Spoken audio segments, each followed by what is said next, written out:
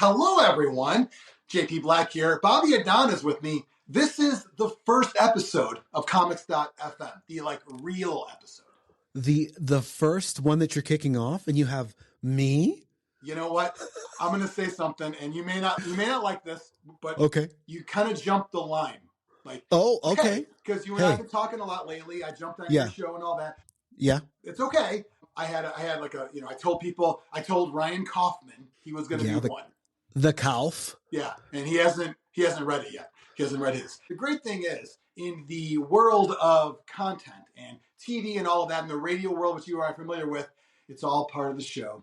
That's right. It's I'm going to release these probably a couple of months, so mid-month and new month, and there'll be audio podcast, there'll be video on YouTube, and then a bunch of clips all over social, comics.fm. And Bobby, I want to say that not only am I excited to have you as my first guest, and by the way, me saying you jumped the line is not a slight on you. If anything, that shows your initiative and your relentlessness to jump the line. You know what I mean? And I just want to set the premise in the tense that I came here legally to JP's Comics.fm podcast. So I've got all my paperwork. Okay. I am safe and I am legal.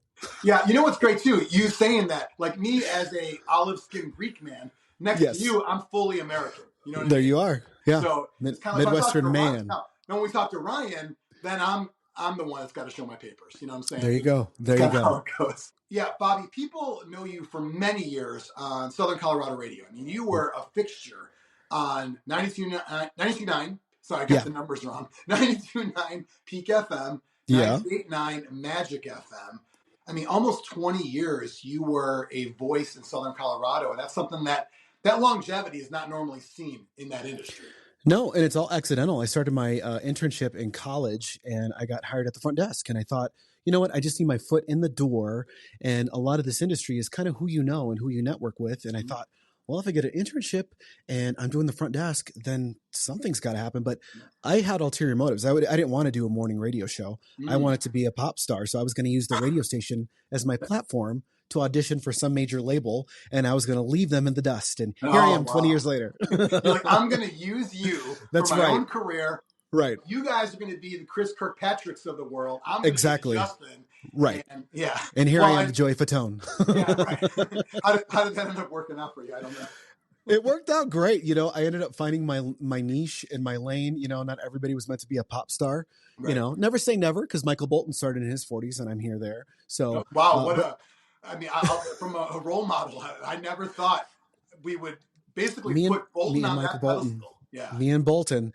But no, I've loved every single second of it. And, you know, when it ended in December, it was just, you know, I had no regrets. I loved everything I did. And I'm so proud of what I did. And to even still keep doing this and podcasting off the radio and doing stuff with you and collaborating with all these wonderful creative people, it's just, man, I'm on cloud nine. I'm very happy. Yeah. I would say this is sort of like you've used them and now you are the pop star, because Bobby's Popcast, I would say you are a pop star now. Singing aside. You know? Yeah. Well, I mean, hopefully it takes off and hopefully it does good things, because if I make some money, that means you'll be making money and we'll go on a nice vacation to Greece. Probably we'll take you back to the homeland. I love that. Maybe they got some comics back there, because we are going to be talking today about Batman 3 Jokers. Oh yeah, 3 Jokers. By the way, the back cover, it's nice. A couple things. One, this is the first episode. I want to get a few things just out of the way, some formatics, if you will. Okay. This is a show where radio people, which I call everybody who I've ever met and worked with through radio people. I know, Bobby. That's right. You transcended. You're past it. You're levels above. Okay. It's radio people talking comics, getting people out of their comfort zone a little bit, showing people that regular people can like this medium as well. Just like TV and movies, comics is another medium. It's not like a nerd-only thing. And also, like, to kind of eliminate a bit of the gatekeeping that goes on. People are like, you know, nerds tend to protect a lot of nerdy things. Oh, for sure, and yeah. It's like, you know what? This is for everybody, and this is a time where, I hate to say it, but I mean, nerds are cool now. You and I were 20 years too late, or too early, rather. Exactly. So, but everything comes back in style. Everything comes back in fashion. I mean, Marvel is back with Captain America: Brave New World. So, I mean, we're timely with this comic stuff. Yeah, definitely. And so this is kind of like, you know, if you watch the show Hot Ones, and they serve celebrities wings, and they get them I love that show. Yeah. Yes. And we should do that with like the ASMR, like crack open a can of. Oh yeah, just speak real close to that microphone. Yeah. I bet it's been done. Everything's already been done, right? So, Yeah. but, they have celebrities eat wings. They get them out there. I'm going to talk about it. So I'm going to say this is like Hot Ones, but instead of wings, it's comics. And instead of actual celebrities, it's what I call radio people. And it's so fun. I'm just, when I got this in the mail, I really geeked out like a kid, because there's nothing like a good old fashioned going to your old comic book store. I've got a file, a pull list, as they say in the industry. And I'm a big geek, and you know what? Here it is. I'm coming out of the closet as a comic geek, and I love it. You know what? We're here for you, Bobby. Yes, we are very welcoming as a community. We have parades and everything. It's yes, great. Yes. Where's my month? What is it? Well, the whole year, because the whole year. FM will be on the entire year. I love it. I will say this is actually the 4th version I've bought of this same comic. That's really so. Part of the reason why I'm getting people like you to do this is I'm bribing them. There's no money, but I'm sending you a comic. So, hey, now you feel indebted. I better do the show because you can't just keep the comic. So, soft cover you got. I just want to let you know, $19.99 USA dollars. This is value. Yeah. I paid less, but that's okay. You don't need to know that. But you do now. So, the soft cover, which you got. And yes. I also have a first issue, because it was 3 larger size issues. And the first issue I have in slab, like graded format, which was the first graded comic I bought. And really? I got into this because it came out, I believe, around COVID time. And that's when I really started to get back into reading more, because, when you're sitting at home, not a lot going on, you're like, you know what? Let's get back into it. So it was my first graded comic, my first story that I just loved right out of the gate from my getting back into it. Yeah. Then I bought the hardcover. And then recently I bought the absolute version, which is big. Size doesn't matter, Bobby. Size does not matter. That's like textbook quality. That's like something you'd see in a college like lecture hall. This is the whole screen right here. I mean, this is if you look that's at pretty epic. Like a normal comic. If you drop that on your toe, you're definitely breaking the pinky toe on that one. Yeah, and actually that happens all the time. And when you're reading it, by the way, be careful on your lap. It's pretty heavy, that kind of thing. Exactly, hazards of reading. That's right. So this is, really cool slipcase on the Absolute, and you've got obviously Batman, Red Hood, Batgirl. Then you have the 3 Jokers. 3 Jokers, yeah. You got the comedian, the criminal, the clown on there, and I love the smell of books. Oh, yeah. That's amazing as well. Oh, I know. And I think something to be said for, it's not going to stay up, but maybe it will. When you look at this one, the art by Jason Fabok is just amazing. Jason Fabok.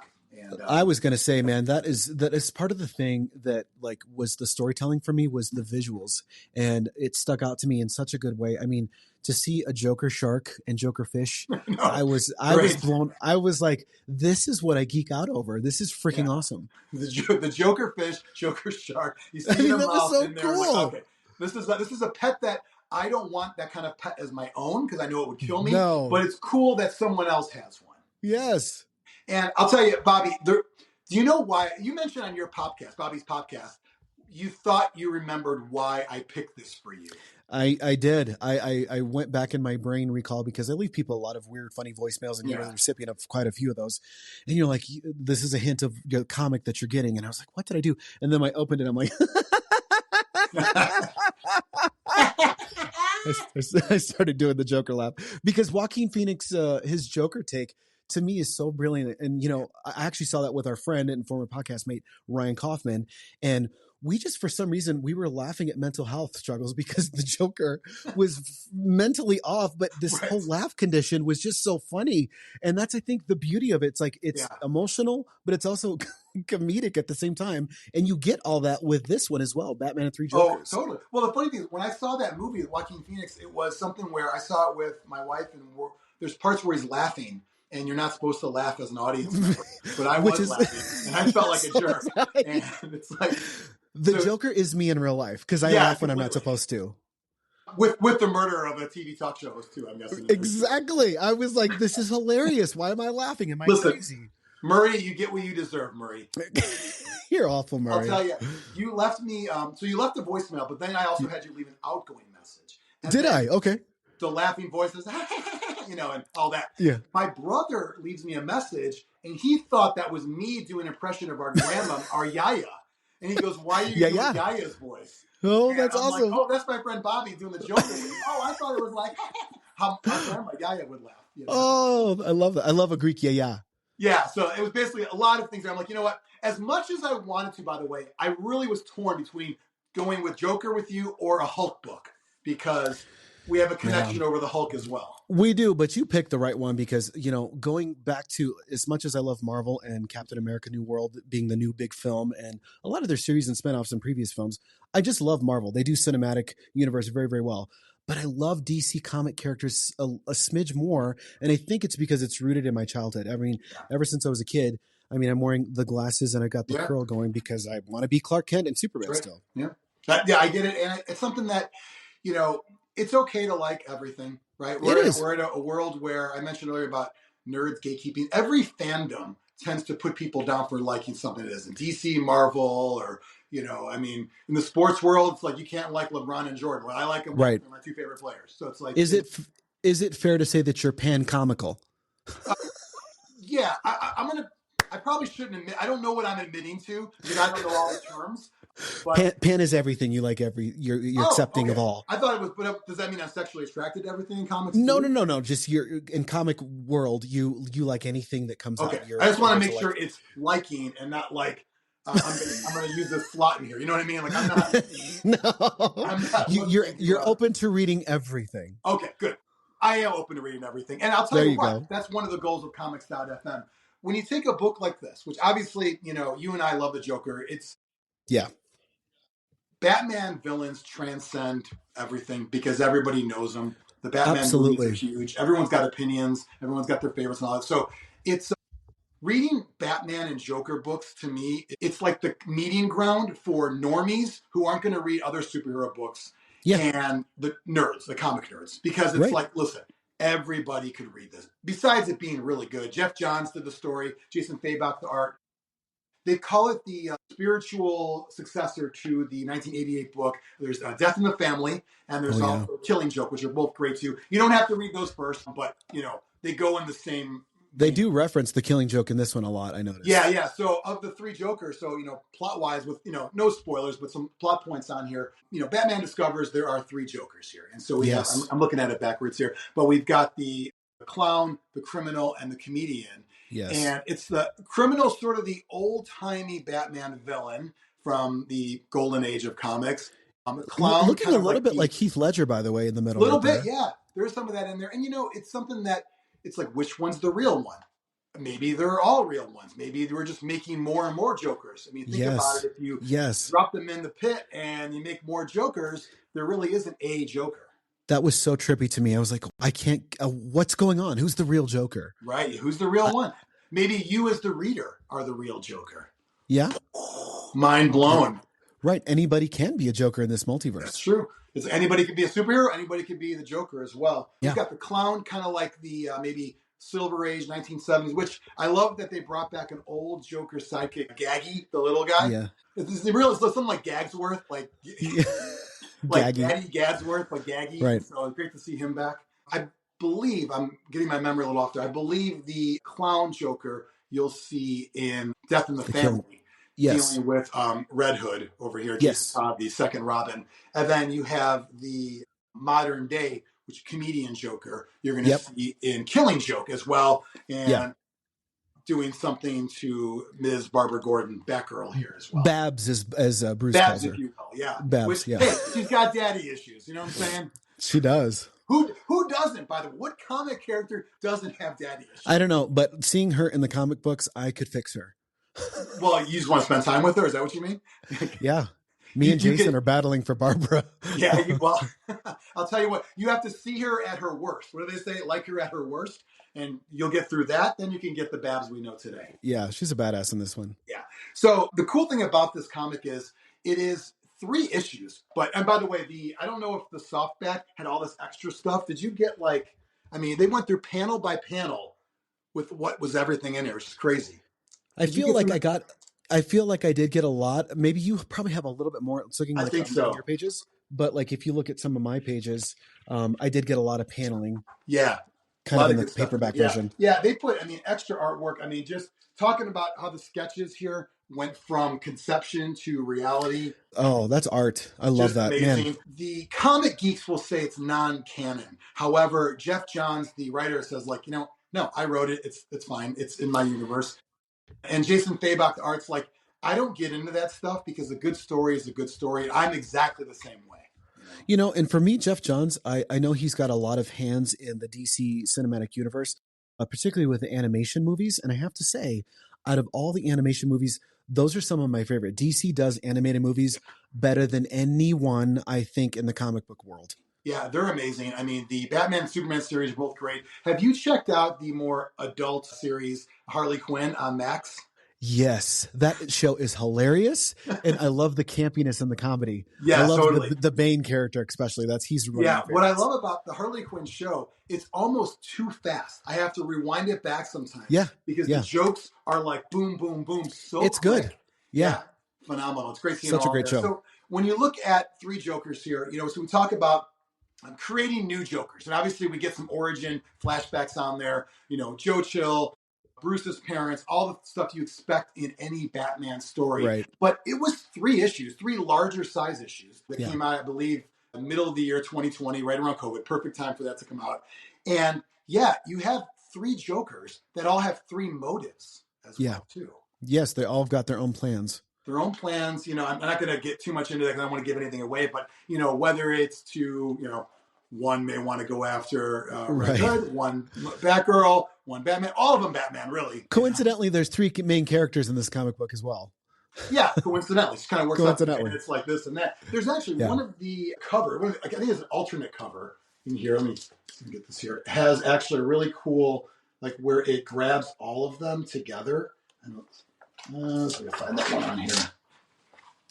Maybe not. There's one where it takes bits and pieces of each one, but there's so many different like alternate covers and artwork out there. I mean, this is just amazing. I wish these were like giant size I could put on my wall. Like that's how amazing. I mean, they really are artwork. I mean, Jason, is it Jason Fabok? Yeah, Fabok, yeah. He is just a wonderful artist. Wonderful artist. Yeah, young guy too. I mean, he's like, younger than us, I think. And he just went all in. And I'll tell you what, when you take over, especially connecting yourself to Killing Joke and Death in the Family, 2 kind of very legendary books, it's a lot to take on. But every interview I've seen with the guy, he's super down to earth. So I love that. And it's about having fun, bringing in new fans, writing cool stories, and definitely putting it out there. And something that, I don't know if you saw my note about do you have like a favorite panel in the book? Like a favorite?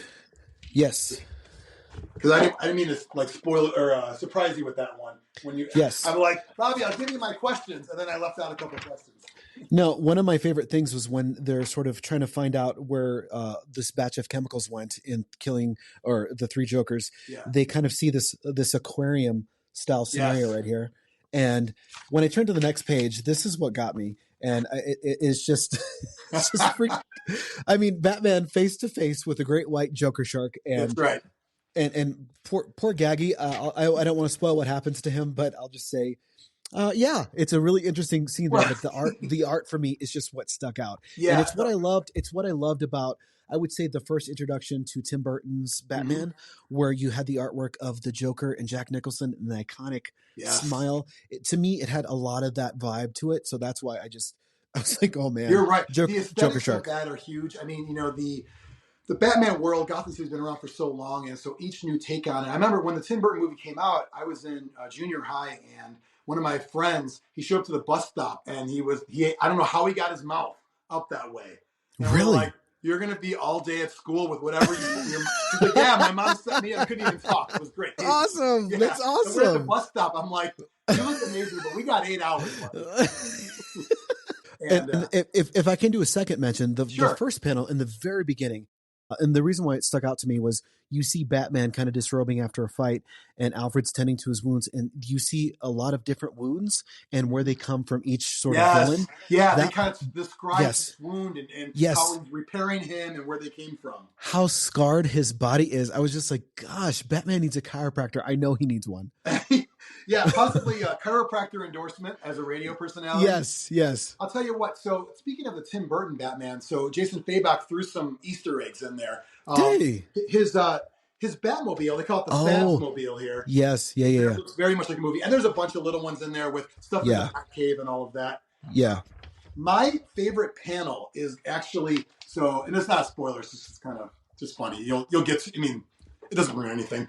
The comedian Joker, so he's got dinner with the family, okay? Yes. Hey son, hey wife, how's it going? And then you look and it's not quite the quote family you'd expect there. Which kind of is like, I would say, Joaquin Phoenix's Joker take, because he imagined a lot of those scenarios in his head. Yes. And that's what that reminded me of. Yeah, very much like that. And it's a lot of throwbacks to other Batman stories. So whether you are not a comic reader, just know Batman from the movies, you can jump right in. And whether you like certain Batman stories, you go in with its own take. It has nothing to do with what is canon, or it doesn't really matter. So we talked about our favorite panels from there. I'm guessing the answer is yes. Did you like the book? I absolutely did. As soon as I was done, I was like, okay, what did I read? Who was the real Joker? Like, there were so many like questions that I had. And then the more and more I thought about it, I was like, I wonder if the comedian was the real Joker. I wonder if that's the beauty of this book and Batman and Three Jokers is you get to decide who you think was, because everyone was kind of like, well, who's the real Joker? Yeah, because there's obviously they're playing against each other, and without giving away anything, there are moments when all of them be like, okay, they're the real one, they're not the real one, right? And you question each one. Yeah, it leaves you hanging, especially with the comedian and the criminal at the end there, as far as what's going on here, and then maybe we get a fourth Joker out of it. Should we build a new Joker? Let's build a new one. And they got all these professions. That one scene is really good where they've got doctors and lawyers and all these professions are like, how about him? How about him? And they throw them all in to see if they can make Jokers out of them as well. And they all have their own titles, which I love. Right. Also, that's right. But also one of the scenes where Joker and Batman are facing off, and I won't give away too much, but you kind of see how intelligent and what a mastermind the Joker really is. Yeah. Especially how he explains himself to Batman. I was just like, man, this is the beauty of a villain, of why Batman and Joker are like peanut butter and jelly. Completely. And there's a lot of stuff in there with Joker's quote real identity, and does Batman know, and if he does know, and what happens to people. So now then would Batman have to unmask, or would Barbara Gordon have to unmask?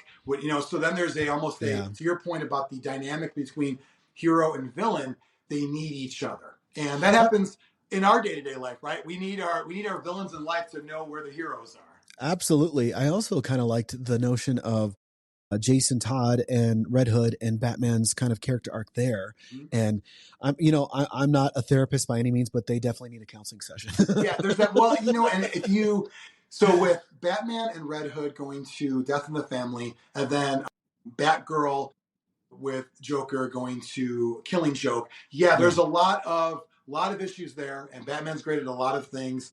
Yeah, a psychiatrist, not one of them. Alfred more so, I'd say.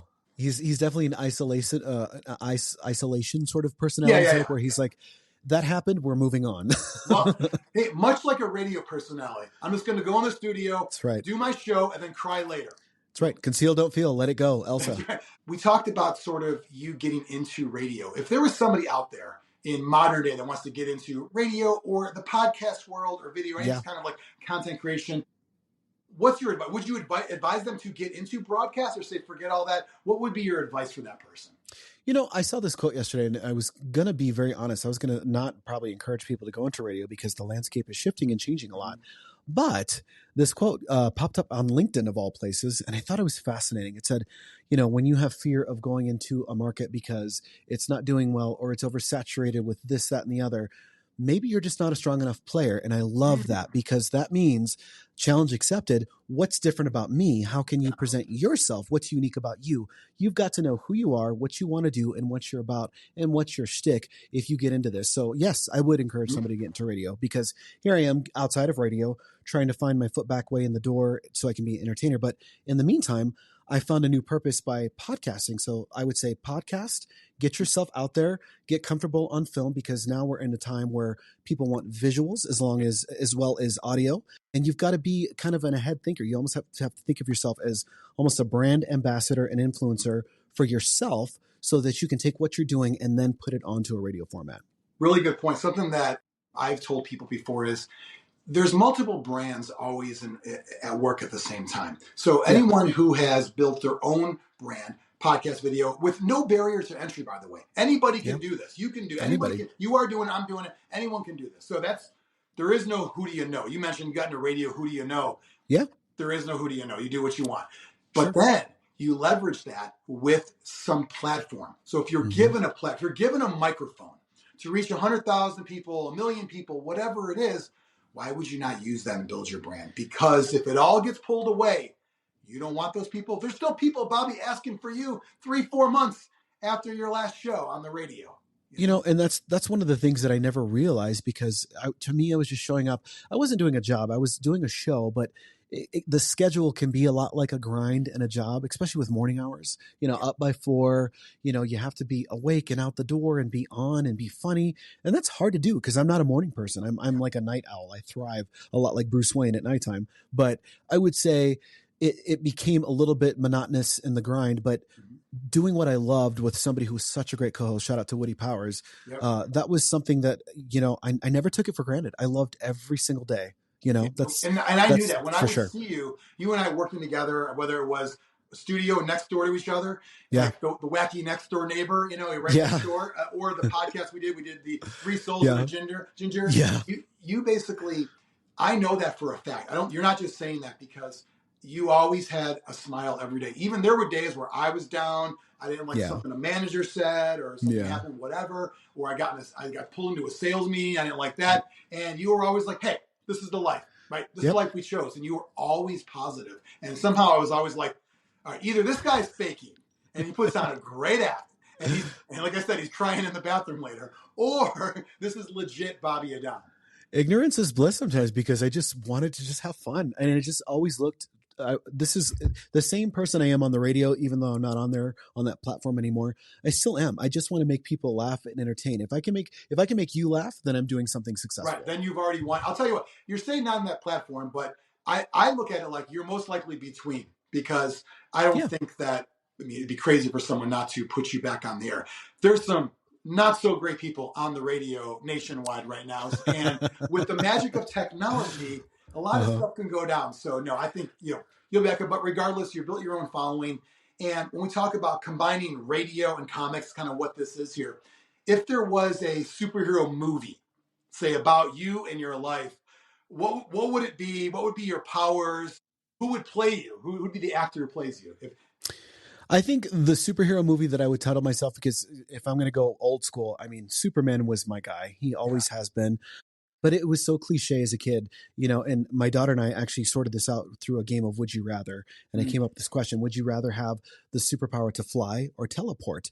And she goes, oh, I want to fly. And I'm like, that was the right answer when I was a kid. I definitely wanted to fly. Yeah. But now, with all the pollution and smog in the country, and you never know what the FAA is doing. Well, you're going to get shot down. I was going to say, I don't think it's safe to fly, because my power would just be to fly. I wouldn't be invincible like Superman. Yeah. I think I would choose the power of teleportation, because think about all the possibilities and endless things that you could do, the travel that you could do, the ease with where you could slip in and out. And, you know, you could use your powers for good, maybe mischievousness, but I would call my movie Blink, and my powers would be all based in teleportation.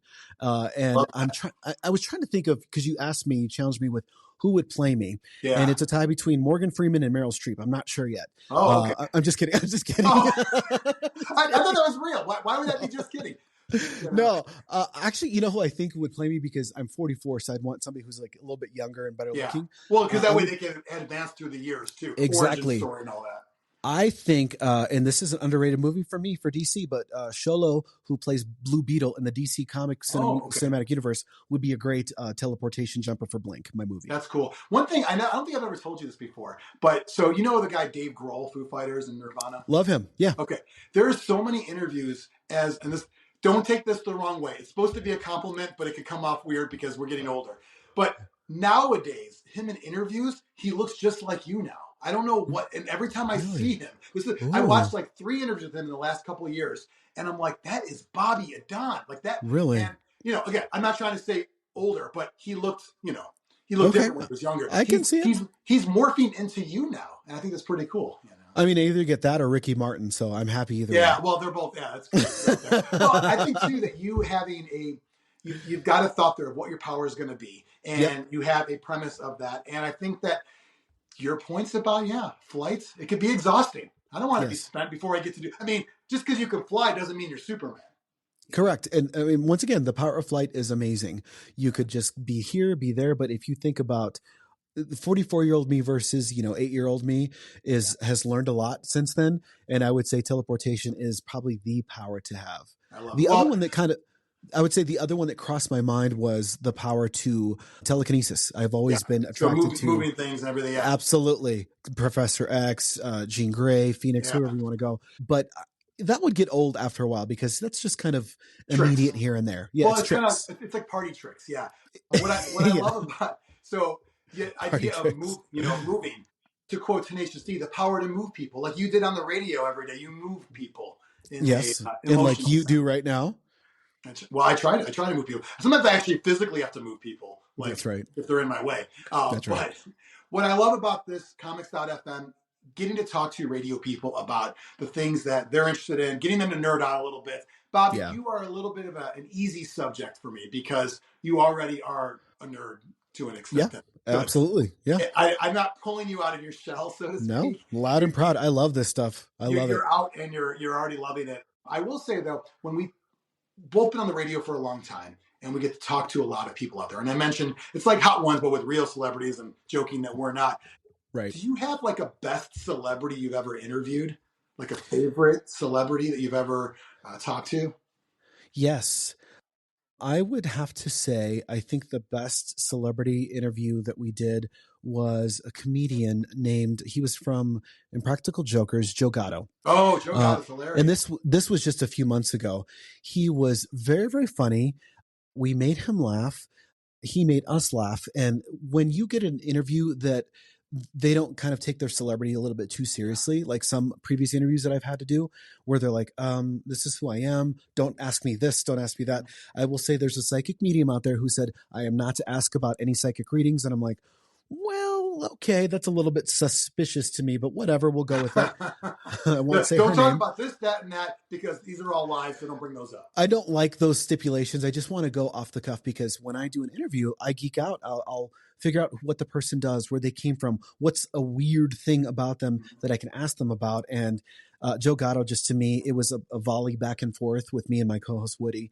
And we had so much fun. And I got to meet him at the show. I took my best friend and his daughter for his daughter's 16th birthday. That was her birthday wish, to meet Joe Gatto. So I was able to orchestrate and arrange that. And the surprise to me was when from interview to in-person meeting, I was like, hey, I'm Bobby from Peak FM. I just want to introduce you to our winner, Natalie. He goes, Bobby, give me a hug. And I was like, oh my God, he actually remembered who I was. Cool. And I'm like, that to me was special because that's like I met you on the phone, talked to you, we played you on the radio, and now you're meeting me backstage. You could totally not even care an inch about me, but here you are. Yeah, you could have been just, number 37 on the day and he remembered you. And I'll tell you what, Joe's the funniest one on Impractical Jokers. I have not watched the show since he hasn't been on because that's how great he was on there.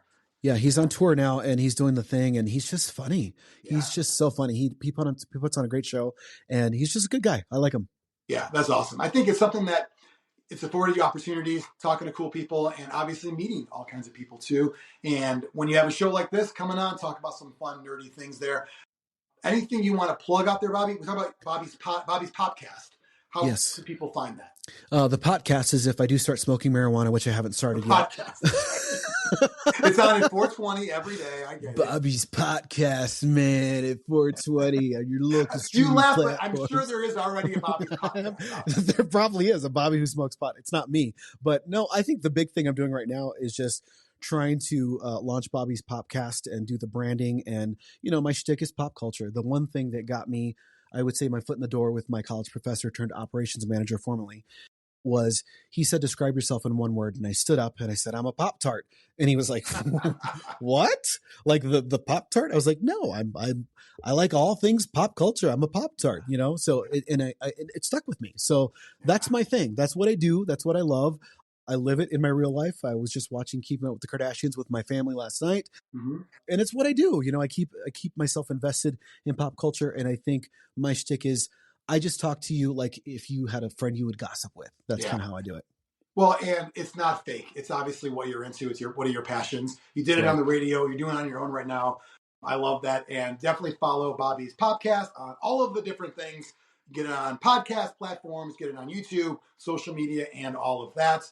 And while you're out and about looking for things to follow, look up comics.fm on your favorite social platform. You can get this show on YouTube for the video, also wherever you get your podcast for the audio. And I'll tell you what, Bobby, I've got some merch on the way.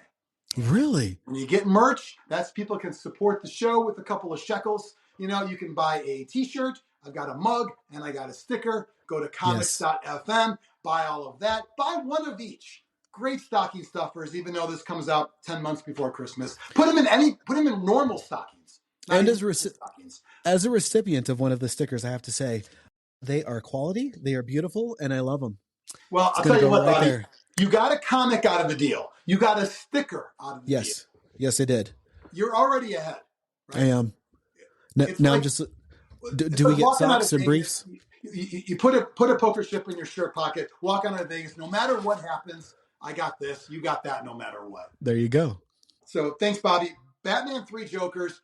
Get this book if you like any Batman movie anywhere, ever. If you have ever wanted I don't know where to start with comics, great one. And then definitely check out Killing Joke as well, part of the same kind of series. Death in the Family as well. And more comics.fm to come. Once again, we're talking to radio people about comics. Making them read a book with pictures, because we don't know the reading comprehension level. We don't know the radio people. Radio people are not, they're not TV people. We know that. So thank you so much, Bobby, for coming on, being on the first comics.fm.